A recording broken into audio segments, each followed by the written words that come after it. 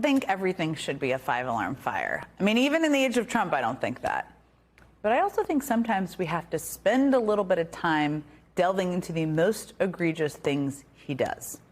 On Monday, he pardoned roughly 1,500 people convicted for their actions on January 6th, including 600 who engaged in violence. And he also commuted the sentences of 14 others. So that means all of them, even the most violent of the insurrectionists, are free. It means someone like David Dempsey, who prosecutors called political violence personified, who attacked officers with flagpoles, crutches, pepper spray, broken furniture, and his own hands and feet, is free. So is Daniel Rodriguez, who drove a stun gun into the neck of Officer Michael Fanone. So is Christopher Coughlin, who screamed at, pushed, punched, swatted, slapped, and choked police officers. And so is Andrew Psaki, who assaulted officers with bear spray and a metal whip. Now, in pardoning these people and hundreds more like them, Trump sent a pretty clear message that there are no consequences, that if you commit a crime in his name, no matter how violent, it's not a crime, that political violence is okay. And that's exactly the message some of the worst offenders seem to have received loud and clear. I mean, just listen to former Proud Boys leader Enrique Tarrio.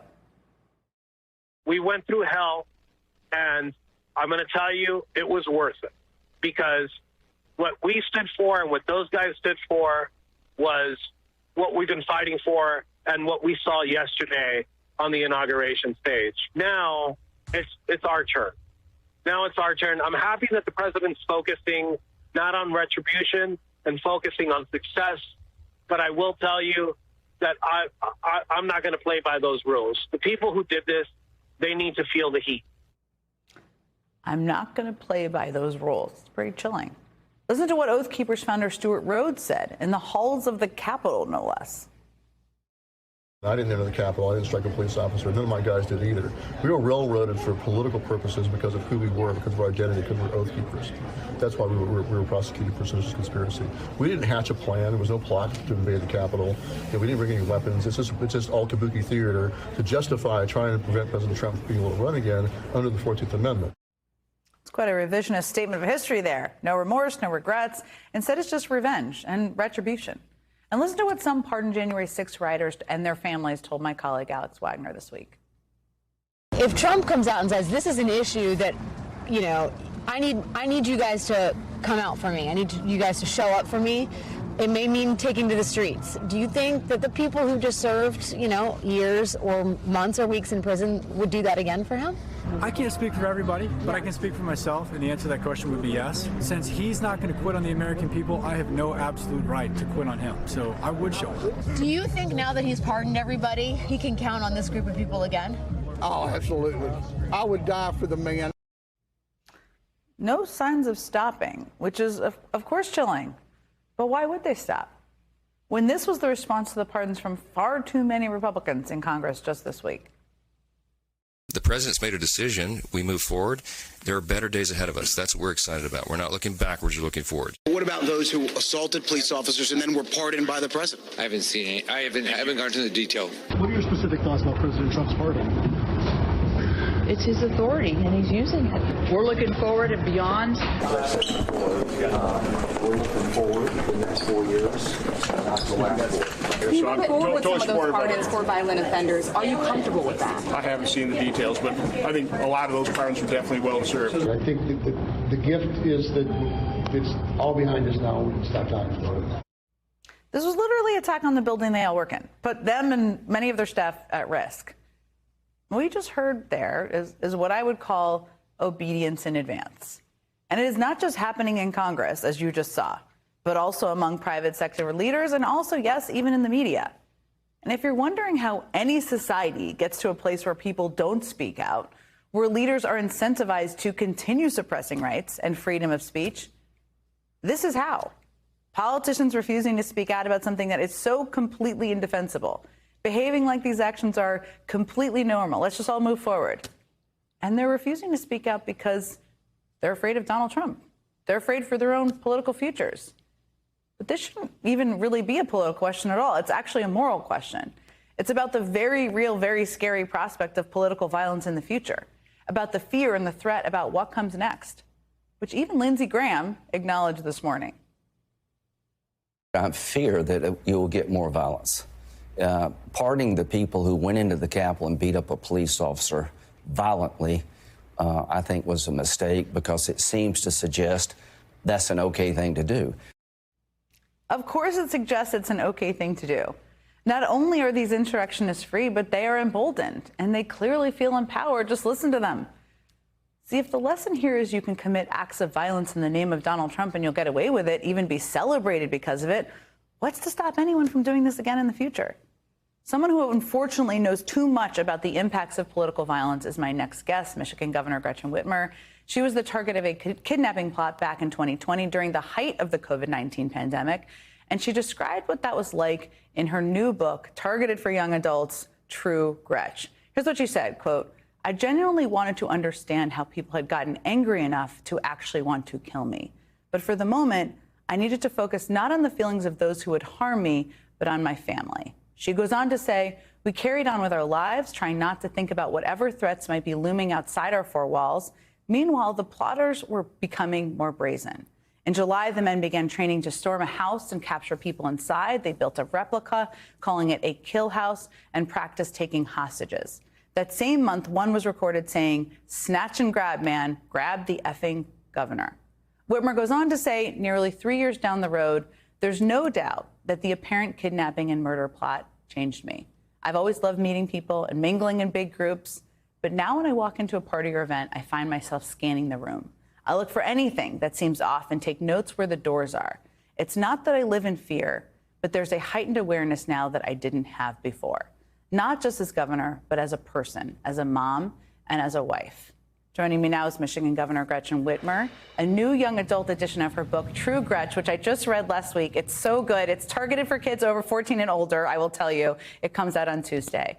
I have so much I want to talk to you about the book, so much that struck me that I identified with. I just want to start where I ended there, because there are very few people, fortunately, but unfortunately for you, who have been through and experienced the fear of political violence. And you speak about it with such a rawness in your book. And I just wanted to ask you, I mean, with the news this week, I just gave my take on it, but do you fear this incentivizes some of these people to act again? How do you view it?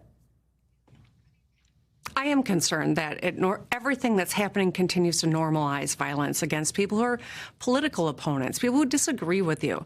You know, whether the violence is targeted toward me, a Democratic governor, or it is targeted toward Nancy Pelosi's husband or Donald Trump himself when he was on the stage in Pennsylvania, we have to call it out. We cannot let this become normal. And so I am concerned about it. And the book is geared toward talking to young people, because we want to make sure that young people don't see this and live through this and think that this is normal and okay, because it's not. That's one of the things I loved about the book. You tell so many good stories. You clearly don't like bullies. I also don't like bullies. And I want to get to that. I want to ask you one more thing, because Trump also pardoned 8 people accused in federal court in your home state of Michigan of blocking access to abortion clinics. You have been one of the most outspoken governors about protecting women's rights. What's your reaction to that? And what is the message that you want women in your state to hear as they see that news? Well, not only have I been outspoken, but the people of Michigan have been outspoken on this when we amended our Constitution to protect this right. And so as governor, my job is to make sure that everyone has access and that people are held accountable. If you try to get in the way of someone else exercising their constitutional rights, you're in the wrong. And so I do think that our efforts to make it easier for women to access everything from contraception to the ability to get an abortion is something that I'll continue to fight for and erect barriers to protect people who do. I'm sure many, many people are happy to hear that. And as you said, the people of Michigan have spoken. One of the things, as I mentioned, you kind of have lots of tactics for people to approach bullies. That's one of my themes that I took away from your book. One of the things that you talk about is the threat to withhold resources that you were experiencing, and you had to fight back against to defend the people of Michigan, stand up for the people of Michigan during the height of COVID. We're a week into the Trump administration. We're seeing this a bit with funding for wildfires in California. There are going to be crises we deal with that you deal with as governor. Do you have any advice for Governor Newsom or for other governors who are going to have to navigate this? My colleagues don't need my advice, but what I will say is this. Whether it is dealing with a bully when you're in second grade or in college or in adulthood, these are muscles that unfortunately we'll have to use throughout our lives. And so telling young people about things that happened to me, whether it was a nickname that I got when I was in elementary school or one that my dad gave me because I'm so klutzy and I knocked out my front teeth, and my nickname around the house is Gravity Gretchen.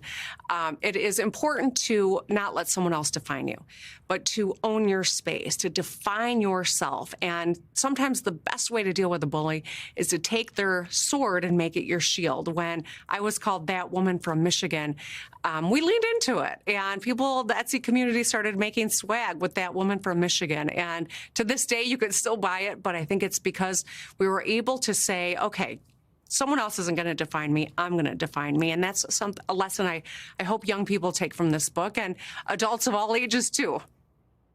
One of the issues I know you've been speaking out about, and I know you're thinking about in this regard, is this threat of tariffs. And it sounds sometimes like an obscure issue to people, like a tax. What does it even mean to me? But you've been talking about it in a very clear way in terms of how it would impact people in Michigan. What concerns you the most? What might people not understand, and what are you prepared to do about it? Well, I'll start with this. I am not opposed to all tariffs per se. They can serve an important purpose. Treating all of these countries, China, like Canada and Mexico, could have a real huge negative impact on the Michigan economy as well as the U.S. economy. Jobs, drive up the cost of goods, drive up the cost of energy and housing. And so that's why I'm glad to see the Trump administration moving slowly on this front, being hopefully, looking at this with like a scalpel as opposed to a sledgehammer, because when you say no to Canada, it means you're saying yes to China. And I know that's not what they want to do here. And they don't want to drive up costs for consumers. So we cannot lose sight of the fact that our North American neighbors are crucial to our economy. And while I understand that there needs perhaps to be some negotiation on international agreements, tariffs could have a huge impact that would kill jobs, make things more expensive for consumers, and hurt the Michigan and the U.S. economy.